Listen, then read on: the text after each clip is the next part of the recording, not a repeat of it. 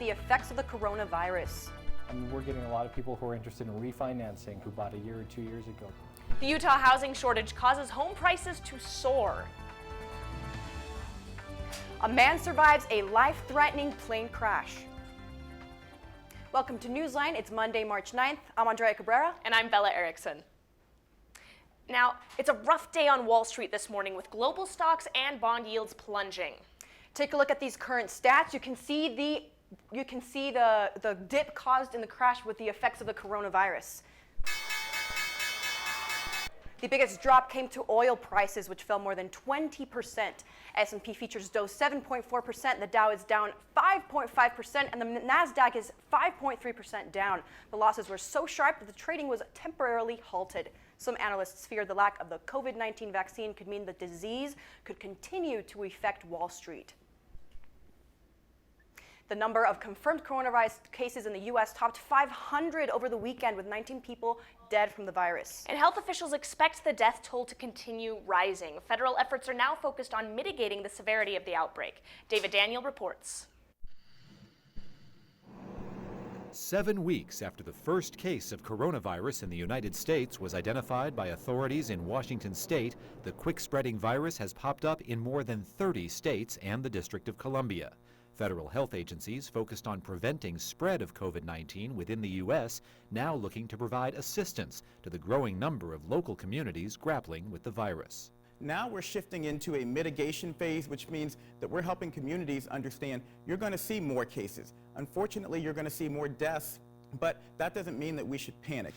The president's coronavirus task force, led by Vice President Mike Pence, working with federal agencies to mass produce test kits and provide them to health facilities in every state. No public health doctor who has asked for a test has not been able to get a test. Officials ramped up development of coronavirus tests in recent days, attempting to meet the growing demand across the country. We have 75,000 tests available right now for folks. By early next week, tomorrow, we should have over 2 million tests available.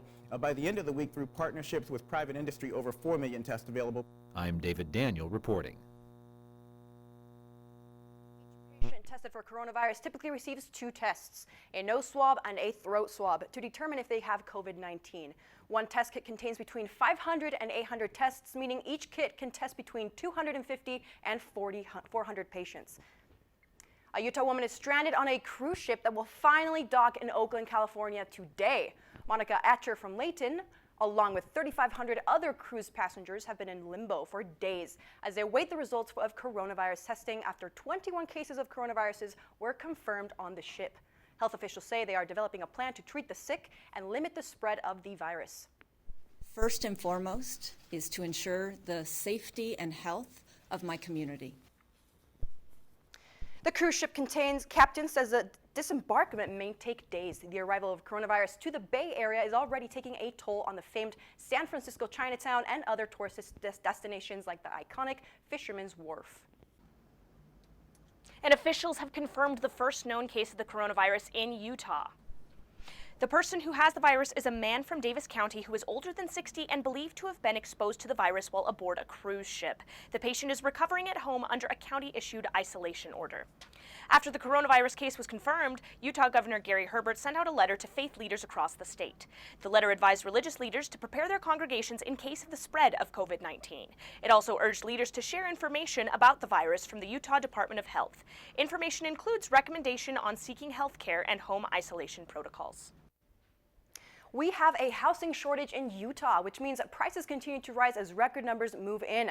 But the low record interest rates make it perhaps the best climate to buy a home. Ashley Irwin is live in Utah County.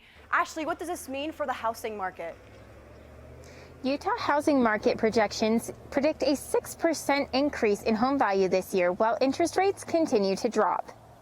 I mean, we're getting a lot of people who are interested in refinancing who bought a year or 2 years ago because they realize that interest rates now are the best they've been since 2012. Lenders say current and potential Utah homeowners should evaluate their financial situation and what investing in a home could mean for them in the future. The good thing is interest rates are at an all-time low. You're at 2.5% on a 15-year fixed loan. To put that in perspective, Ashley, in 2000, the interest rate on a 30-year fixed loan was 8.45%, and so your buying power right now is just incredible. Low unemployment, unique scenery, and lots of recreational activities make Utah one of the most popular places in the nation to buy a home. We've got just such an increase in people coming in right now that they're needing to provide more homes for them. Lower interest rates bring lower mortgage rates, but lenders say home buyers need to educate themselves about the market to ensure they don't spend more on a home than they can afford. Your buying power now, even though the market's higher on the high side, your buying power is the best buying power you can ever have at 2.5% interest. You'll maybe never see that in our lifetime again. Market projections indicate the 6% increase in Utah home value this year will be followed by another 4% jump next year. I would say don't be scared. Start looking at it and talk with somebody who can help you at least set a plan for the future. Even if you don't qualify today, it's possible you could qualify 6 months to a year from now. Potential buyers should examine their personal employment, credit score, and debt status before jumping into the hot housing market. If you have been considering buying or refinancing your home, now may be the time.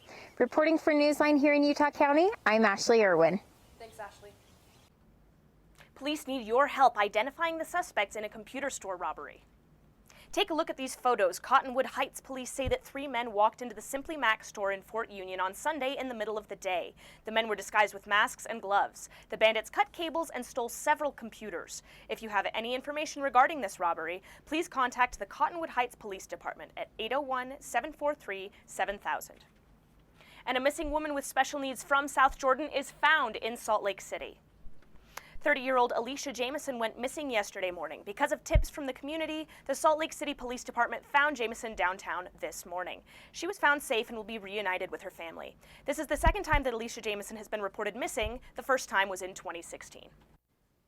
Wasatch County Search and Rescue and Emergency Medical Services save a woman who drove her snowmobile off an embankment on Lake Creek. The search and rescue team located the woman on March 7th. When EMs arrived on the scene, they determined that she needed to be evacuated with a medical chopper because of her multiple injuries. The University of Utah Air Med assisted in the evacuation. A 37-year-old pilot is safe, only sustained minor injuries after the plane crashed near Colorado River in Knowles Canyon.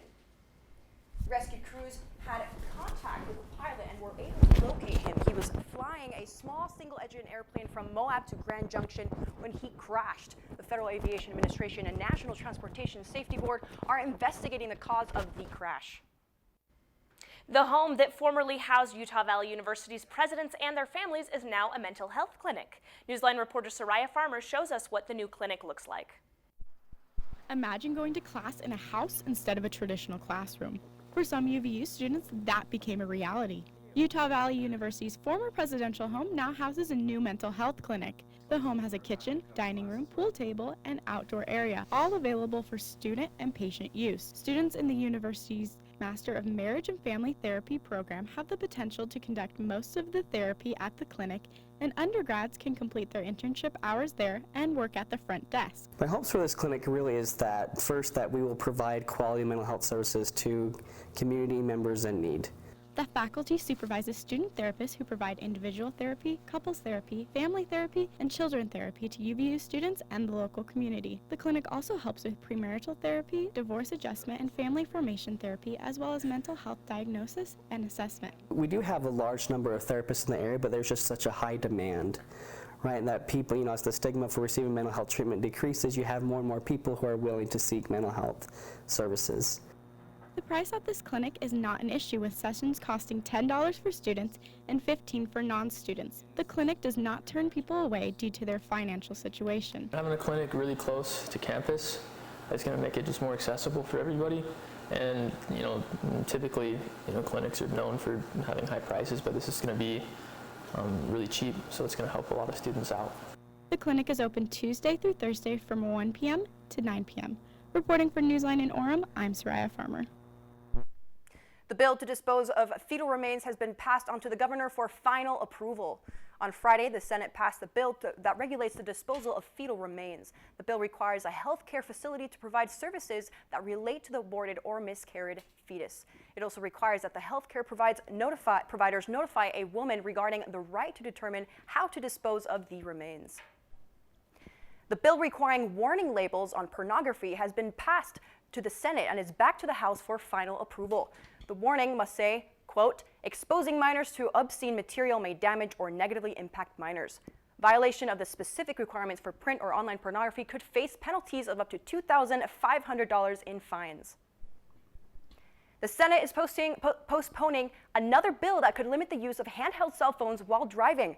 The legislature is waiting on extra funding to pay more than $70,000 for the increased court costs. Using a handheld cell phone has been illegal in Utah since 2007, but only if there are other traffic violations. There's a new survey out that shows the best and worst states for women in America, and it does not look good for Utah.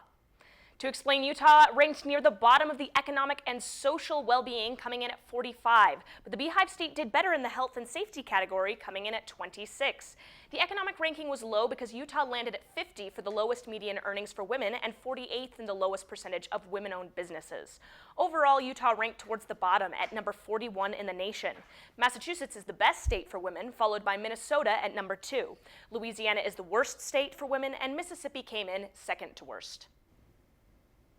Democratic presidential hopefuls will face off again tomorrow. We'll tell you who has an upper hand in the elections. First and foremost, Holi represents the arrival of spring. Members of the Hindu faith gather to celebrate the colorful tradition of Holi. Find out what that means and the importance of the traditional celebration. A new exhibit opens at the Springville Museum of Art. Find out what it takes to go from an idea to a finished product. Plus, if rainy days and Mondays are getting you down, stay tuned. I've got a look at this week's rain chances, and I'll let you know when you need the umbrella. I'm Jenny Garth, and as a mother of 3, I know kids worry about a lot of things. Getting enough food to eat shouldn't be one of them. But here in America, that is a real worry for 1 in 5 children. This is unacceptable, and something Feeding America is working to solve. Through a nationwide network of food banks, Feeding America serves virtually every community in the United States, including yours. See how you can help your community. Visit feedingamerica.org. Together, we can solve hunger. Together, we're Feeding America. 150 over 90. 180 over 111. 160 over 110. I had a stroke. Your blood pressure numbers could change your life. Lowering them could save you from having a stroke. If you've stopped your treatment plan, restart it or talk to your doctor about creating one that works better for you. Start taking the right steps at manageyourbp.org. Now I'm, trying to get better, stronger than ever.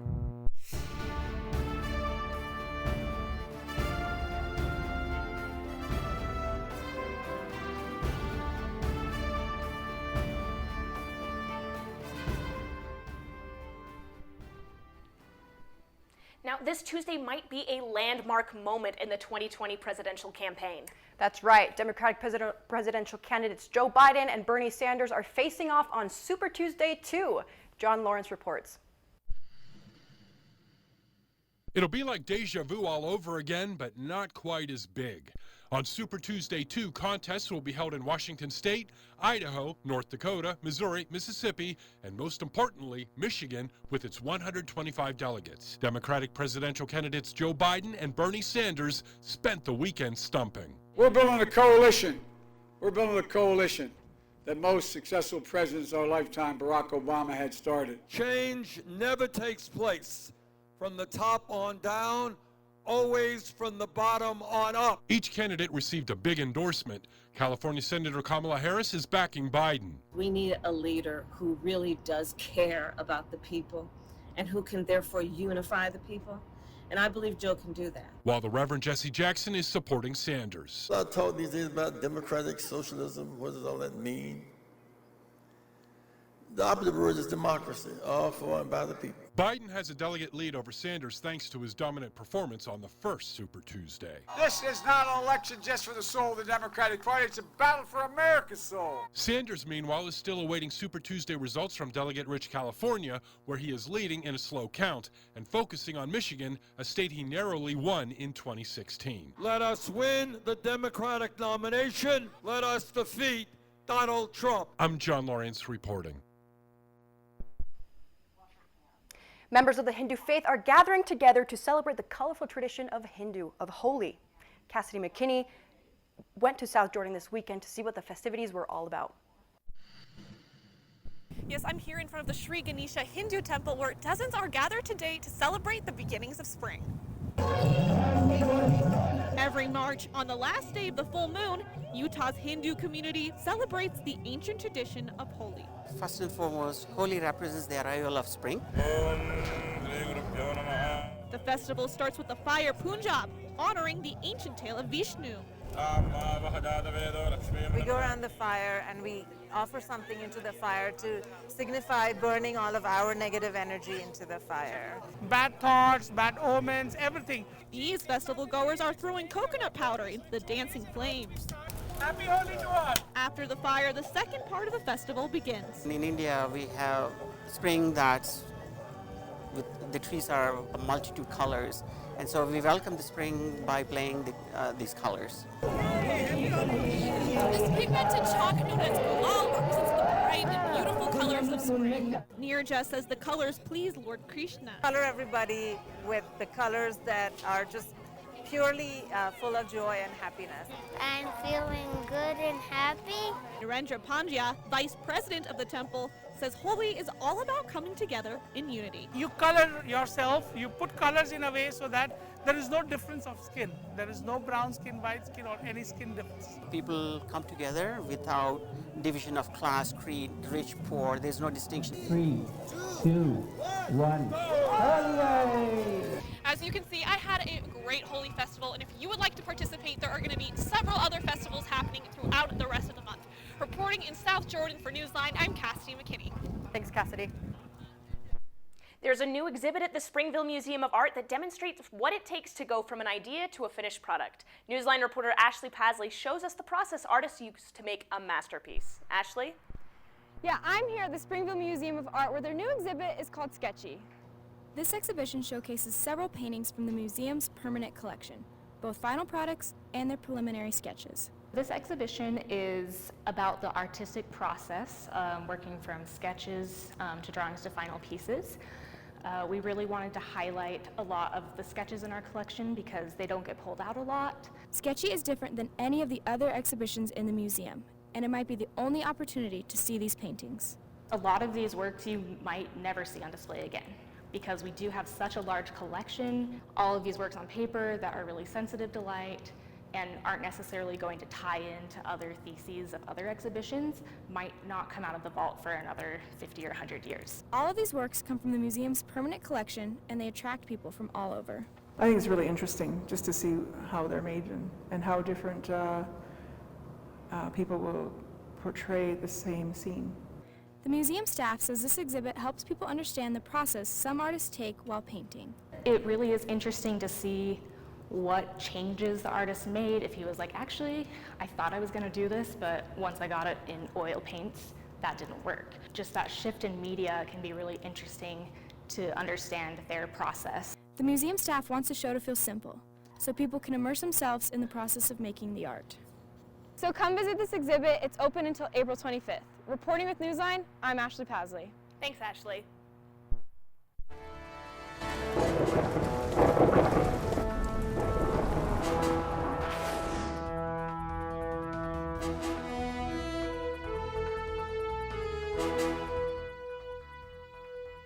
Well, get ready for a spectacular view from the moon. A true full moon will light up the sky today. It's also known as the full worm moon. And these supermoons happen when the moon is at its closest approach to the Earth in orbit. The moon will appear bigger and brighter tonight, but it will stay that way full through early Wednesday. So hopefully our cloudy skies today will clear up by tonight. We can get a good view of the worm moon. We've got a few sprinkling of showers right now on the Utah to Idaho border, right up here by Tremont and Logan. These aren't going to stay for very long. They'll clear out because this low pressure system, as you can see, is going to move down into south central Utah. It's going to give south and central Utah some rain this week, but here's why we're seeing overcast skies. This is a satellite image of all the clouds we've got going on a lot across Utah today. So we're going to be having some cloudy days in the forecast. You can see looking like this, pretty gray outside.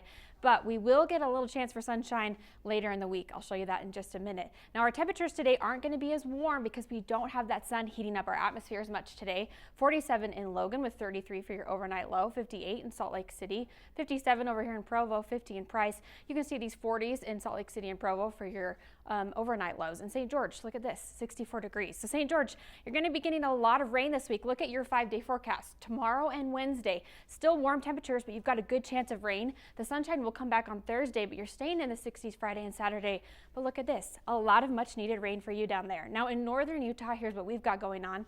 Cloudy skies for Tuesday and Wednesday. The sun will come back nice and bright on Thursday, but you will need to pull that umbrella out for Friday and Saturday because we've got about 20 to 30% chance of rain right now. It's probably going to go up as we go throughout the week. Our temperatures will stay warm, but it's looking like spring, and we'll be right back in just a few minutes.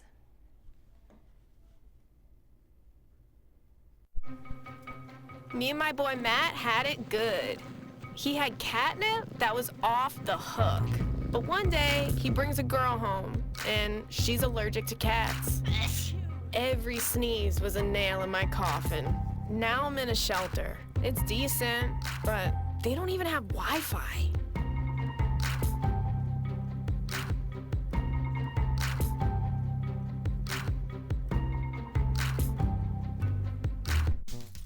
You can achieve a lot using your imagination.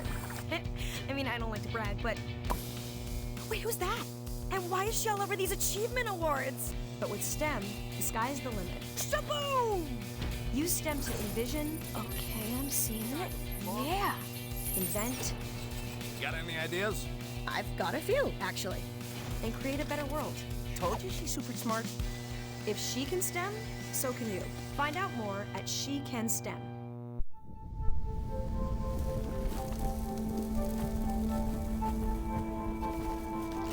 Eva Marie smoked 12,000 packs of cigarettes over 15 years. She quit, and now there's a new lung cancer screening that could save her life. You stopped smoking. Now start screening. No matter how much you smoked, early detection could save you. Talk to your doctor or learn more at savedbythescan.org.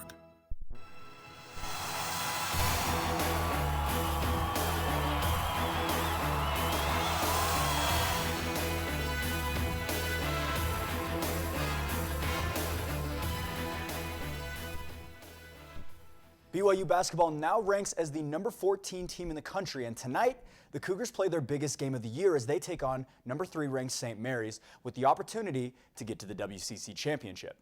TJ pull-up three. He got it! He got it! No threes! TJ Haas scores it!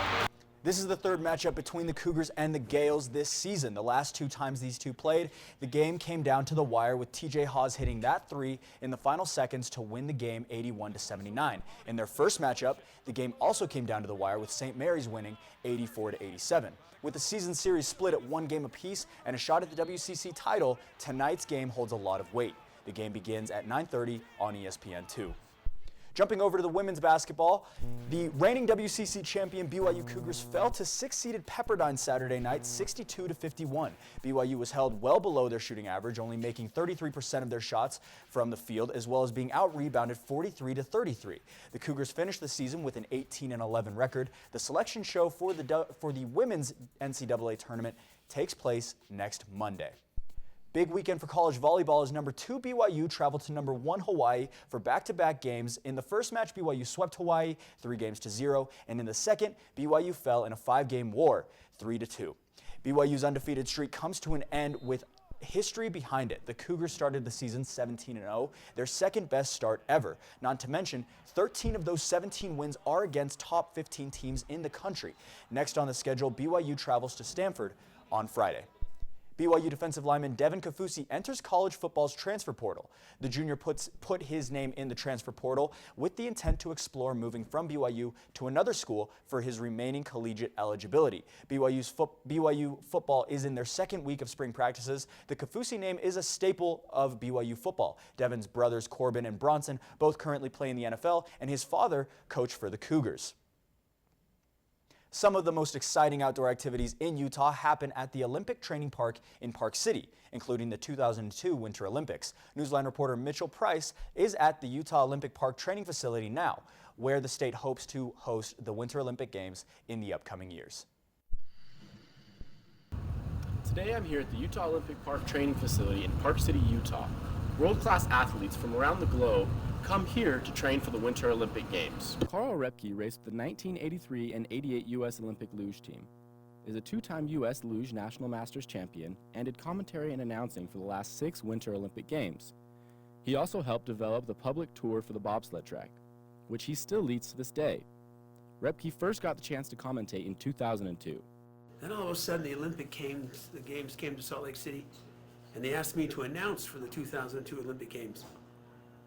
And somebody was happy. And then I announced in 2006 in Italy. And then I announced in 2010 in Vancouver. And I think what does it is that when I give them the announcer's voice, ladies and gentlemen, your gold medalist and Olympic champion. He's proud of his career, but he is also proud of the work he does now, instructing visitors to the park before they ride the bobsleds.